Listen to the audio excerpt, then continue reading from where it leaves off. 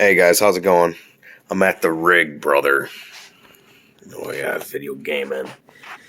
And I decided to make a list. Two people asked me like how much everything was when it came to the engine and the rebuild, all that stuff. So I made a list.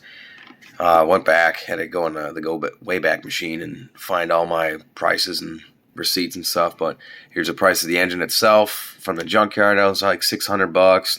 Machine shop worked out was $300.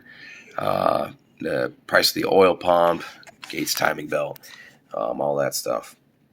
So total cost was around $3,300, and I just threw the price of the manifold as well, and that was only $377 back then. And this was on late 2018. So that's the cost of stuff. And what helped me was going on. So I'm at realstreet.com.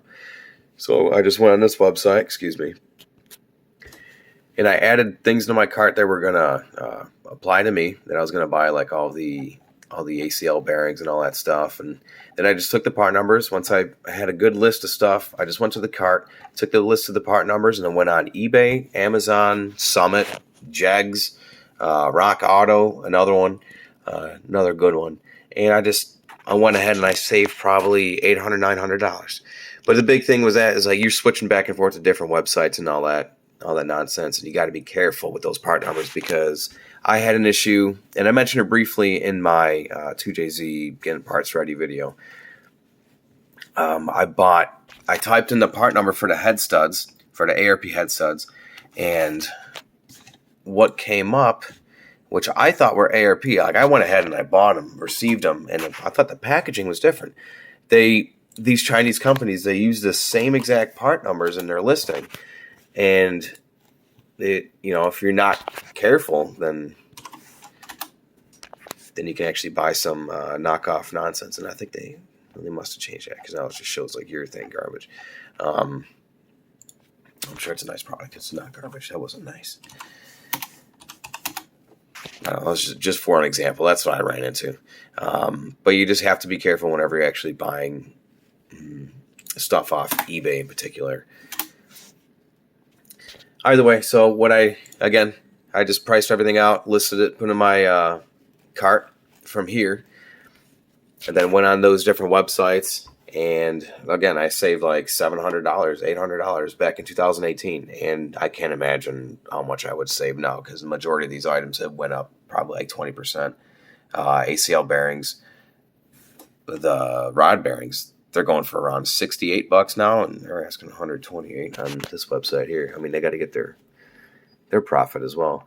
But yeah, so that's what I did, saved myself a lot of money, and I did my own work. So you're saving, if you do your own work, you're saving thousands right there. Because I mean, how long is your shop going to be taking to put together an engine for you? Because I'm sure they're already busy anyway. But yeah, that's the cost of my engine swap. And of course, this doesn't account for odds and ends throughout the months of me throwing everything together, especially the cross member. That was like another $400. The rear sump oil pan, to try to get one used, that was like $200 off eBay. Still better than the price of an RB one.